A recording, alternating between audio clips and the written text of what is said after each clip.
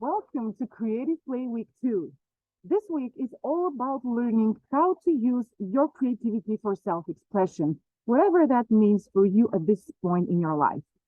Doesn't matter where you're coming from, to use your creativity for self expression is liberating and it can help you feel relieved in moments where you just deal with stress or you just need to find an extra way to connect with yourself and actually also communicate with the outside world.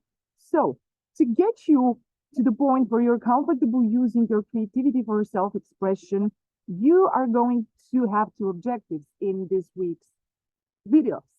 Objective one is explore your creative urges. This is where you are going to follow your creative appetite and you're going to look for things that feel accessible and doable for you at this point and engage with them. Your objective two is to learn your creativity for self expression, which is going to gradually happen by you doing more and more just open-ended exploration without judging yourself, without having a specific expectation of where you should end up. Week 2, lesson 1. Find a creative activity that feels liberating. What does that mean to you? Does it mean to use your words in a certain way? Does it mean to use your body or maybe to draw something?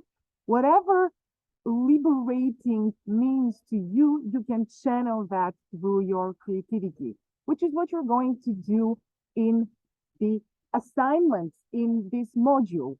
But to get you started, we are going to use a mind map to generate ideas for creative activities that you consider liberating. So, assignment one is to brainstorm creative activities you consider liberating.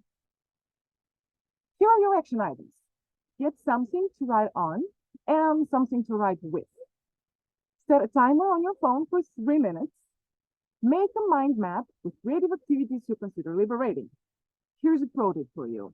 Write down everything that comes to mind, whether you've tried it in the past or you want to explore it in the future. And if you haven't used the mind map, here's how one looks. You just write in the middle something, circle it, and then you start generating ideas without judging yourself, without criticizing yourself, just dumping things that pop in your mind.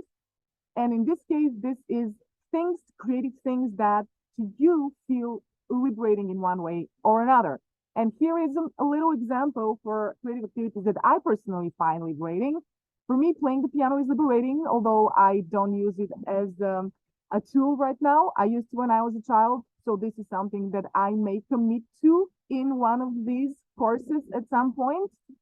Contemporary dance is another thing I find liberating, journaling, abstract doodling, doing body art, and designing and sewing clothes from a while ago, actually. So I'm interested to see where you end up.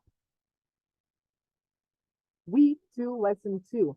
Find a liberating creative activity you can do with little effort and preparation. This is a very important step on your journey because if you aim for something that's not easy for you to go to, you're just not going to do it. It needs to be as simple as possible because building a habit doesn't matter if it's for exercise, for reading, for creating. Building a habit requires consistency, and you can't be consistent with steps that are this big. So if you want to draw one huge canvas per week and that's your goal, it's likely that this is not going to last a long time because it requires a lot of energy, a lot of time, and a lot of effort. So when you plan a creative activity for yourself as a ritual, and if you want this to be a sustainable part of your life, you got to optimize for the environment that you have. And this requires you to think about what you can just do easily and quickly. And it can be something that happens in the kitchen, something that happens in the bathroom, in the bedroom. It really doesn't matter. It is up to you. Your second assignment is to choose your go-to creative activity. And here is where you take 5 minutes to just look at the mind map that you made for the previous assignment and choose one liberating creative activity that you can regularly practice at home with little time, effort, and preparation.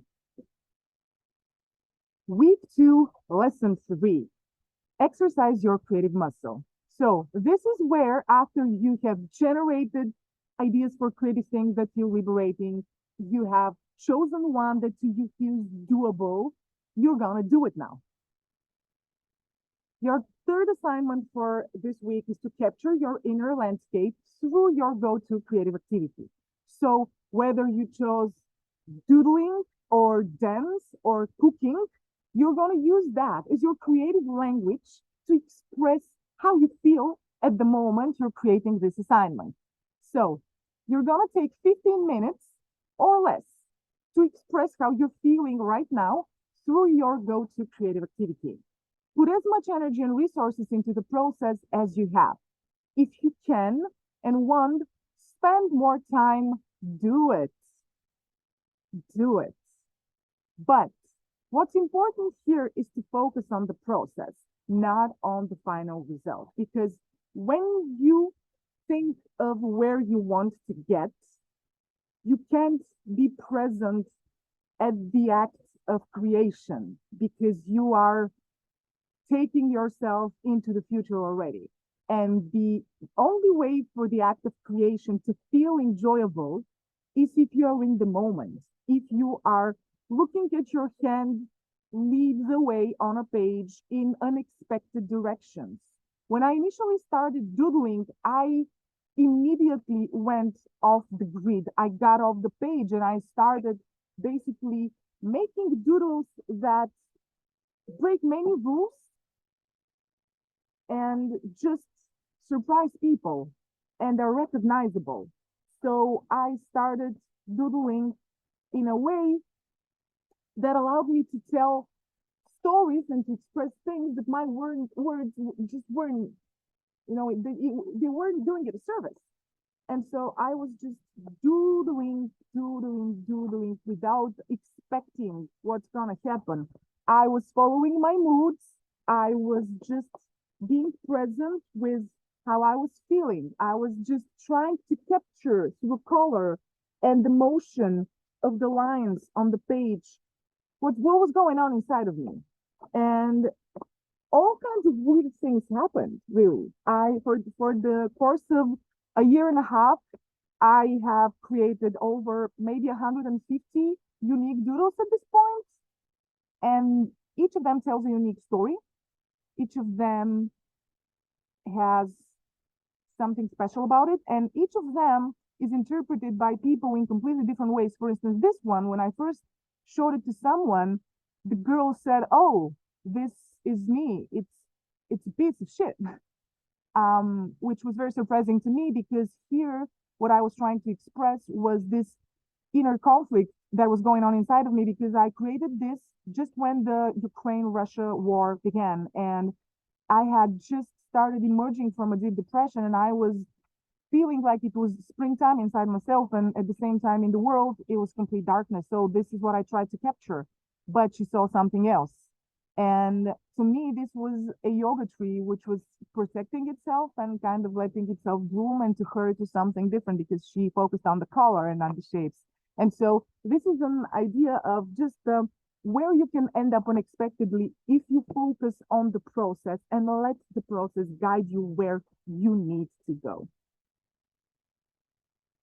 If you feel comfortable, you can share your creation in the Facebook group for Creative Play to inspire other students to also share. Week 2 bonus. This is your goodie, creative tool for the week. This is Doodling for Stressful Times and Restless Minds. It's my first coloring book. It's the collection of my earliest doodles that are just line art. But also this is a workbook where I am teaching my style and I'm explaining how you can create your own style. You can actually think in a way how you can combine visual shapes and tell complex stories through simple visual elements. So enjoy this.